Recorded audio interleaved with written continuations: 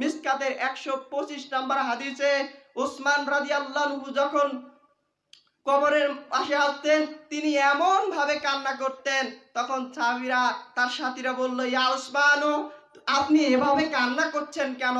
আপনি কান্না করতে করতে আপনার দাড়ি মুখ ভেজে যাচ্ছে, আপনি এভাবে কান্না করছেন কেন? আপনি ছেলে বাচ্চার মতো কান্না করছেন কেন? এভাবে কান্নার কারণ কি? আপনি কেনই কান্না করছেন এভাবে? তখন ওসমান রাদিয়াল্লাহু আনহু বললেন, শুনো হে আমার সাথীরা, রাসূল সাল্লাল্লাহু আলাইহি সাল্লাম বলছেন কবরে যে ব্যক্তি আটকা পড়ে গেল, কবরে যে ব্যক্তি ক্ষতিগ্রস্ত হলো, সে প্রত্যেকটা জায়গায় ক্ষতিগ্রস্ত হবে। আমি উসমান সেই ভয়ে ভীত হয়ে কান্না করছি। তখন উসমান রাদিয়াল্লাহু আনহুর তার সাথীরা বলল, হে উসমান, আপনি তো জানেন আশারায়ে মুবাশশারায়ে 10 জন সাহাবীদের মধ্যে আপনি তার মধ্যে একজন সাহাবী, আপনি তো জান্নাতি, আপনি কেন এই কবরের ভয়ে ভীত হয়ে কেনই কান্না করছেন?